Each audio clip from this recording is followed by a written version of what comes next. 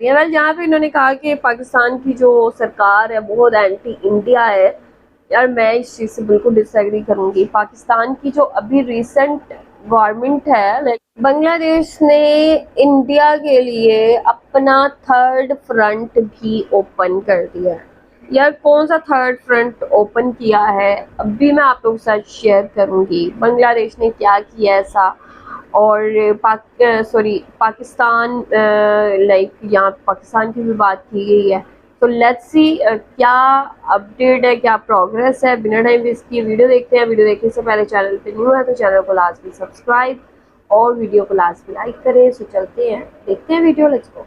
जो अभी तक मैंने नहीं कहा अब कहने जा रहा हूं। India should worry now. Bharat और भारतीयों को अब बहुत ज्यादा टेंशन में आ जाना चाहिए और बांग्लादेश में जो हो रहा है उसे सीरियसली लेना शुरू कर देना चाहिए, क्योंकि अब जो पिछले 48 घंटों में बांग्लादेश के अंदर हुआ है ना, ये बिल्कुल कॉपी है जो पाकिस्तान में आजादी के बाद हुआ। अगर आपको यकीन नहीं आता तो चलिए पिछले कुछ घंटों में बांग्लादेश के अंदर दो ऐसी घटनाएं घटी हैं जो आपको पूरी वाइब दे देंगी पाकिस्तान वाली। सबसे पहली घटना तो ये कि बांग्लादेश की नई नवेली सरकार ने बांग्लादेश के सबसे कट्टर और सबसे बड़े आतंकी संगठन जमाते इस्लामी पर लगा हुआ प्रतिबंध हटा लिया है। इतना ही नहीं, जमाते इस्लामी का जो चीफ है, जो मुखिया है, उसे भी आजाद कर दिया है। और सबसे महत्वपूर्ण बात, शेख हसीना की सरकार में इस जमाते इस्लामी की कमर तोड़ दी गई थी, क्योंकि इसके दर्जनों ऐसे जो लीडर थे, टॉप लीडरशिप थी, जो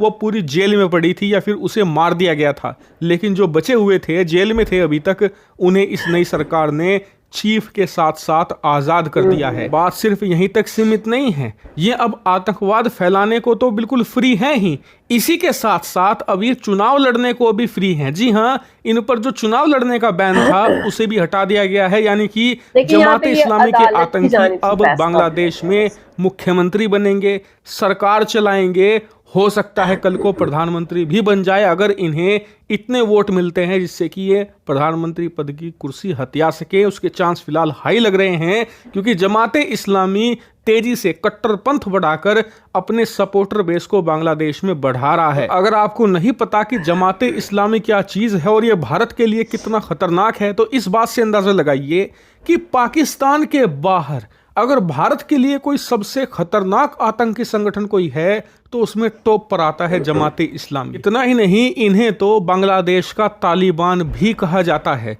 इससे आप अंदाजा लगाइए कि कितना खतरनाक है और ये कितने ज्यादा एंटी इंडिया है। आप अपने स्क्रीन पर देखिए, सबसे पहले आजाद होते ही इस संगठन के मुखिया ने यह कहा कि नई दिल्ली हमारे मामलों में इंटरफेरेंस ना करे, यानी कि बांग्लादेश के अंदर भारत दखल अंदाजी ना करे। यानी कि बाहर आते ही पहला बयान भारत विरोधी गया। इतना ही नहीं, इस संगठन का इतिहास भी ठीक नहीं है। दरअसल इस संगठन का निर्माण बांग्लादेश में नहीं हुआ, इसका निर्माण किया गया पाकिस्तान के द्वारा 1971 से पहले। उस समय बांग्लादेश के अंदर पाकिस्तान विरोधी लहर चल रही थी, तो पाकिस्तान ये चाहता था कि बांग्लादेश के लोग अपने आप को बंगाली ना मानकर मुसलमान माने, इसलिए जमाते इस्लामी का निर्माण हुआ ताकि बांग्लादेश के अंदर चल रही एंटी पाकिस्तान लहर को खत्म किया जा सके। हालांकि ये उस समय विफल रही, लेकिन अब ये सफल होने की कगार पर है पाकिस्तान के सपोर्ट से। और इसीलिए इस संगठन पर लगा प्रतिबंध बिना भारत की जानकारी के हटाकर इस नई सरकार ने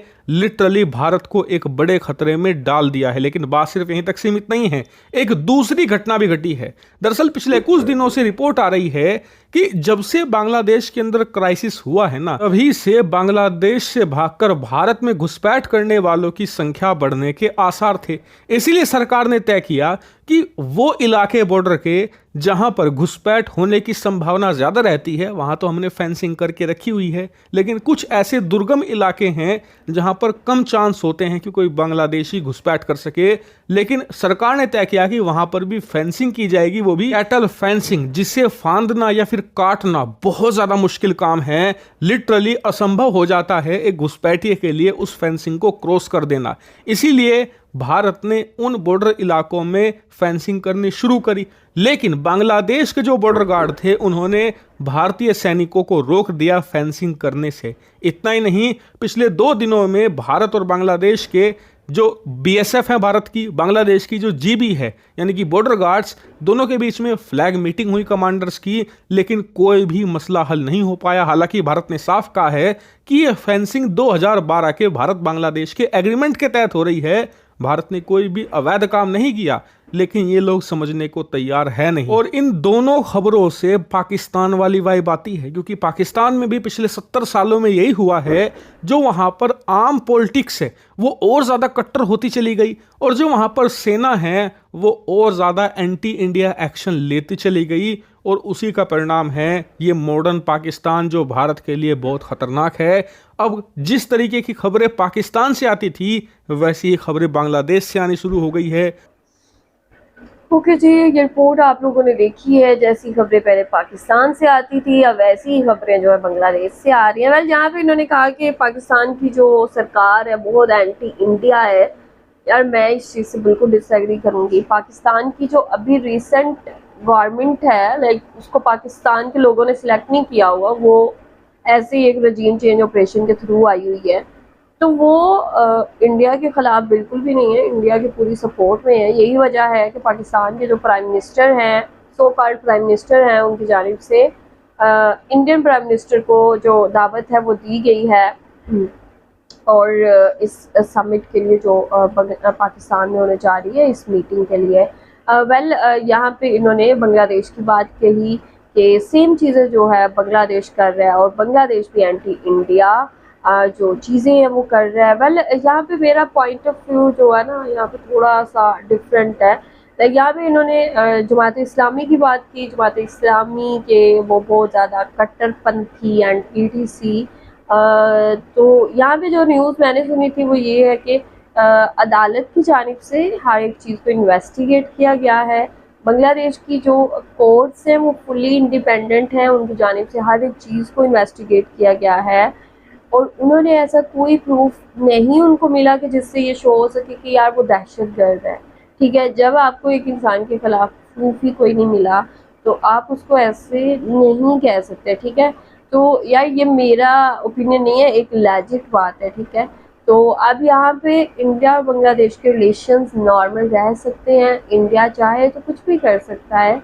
बट यहाँ पे शेख हसीना की जानिब से बांग्लादेश के अंदर जो जुल्म किया गया, जाहिर सी बात है अब लोगों को इस चीज़ का भी बहुत ज़्यादा गुस्सा है। और मैं एवरीडे अपडेट्स देख रही होती हूँ, तो बहुत सारे लोग जो हैं वो ये कहते हैं कि यार शेख हसीना मोदी की काफ़ी अच्छी दोस्त थी, इसलिए जो है ना बांग्लादेश के अंदर जो एंटी इंडिया सेंटिमेंट्स हैं वो मौजूद हैं। ठीक है, तो इसके अलावा सच कोई रीज़न नहीं है, पब्लिक टू पब्लिक ऐसा कुछ भी नहीं है, सब आपस में दोस्त हैं और ऐसी कोई बात नहीं है। ठीक है, तो आई प्रे कि यार पीस रहे, और मैं पीस को प्रमोट करती हूँ। वो भले ही इंडिया और पाकिस्तान के लेके हो या इंडिया और बांग्लादेश के हवाले से हो, आप लोग जो भी कहना चाहते हैं लाजमी बताएं कमेंट सेक्शन में। अपना ख्याल रखें, अपने चैनल का भी। I will see you till then, take care, bye bye.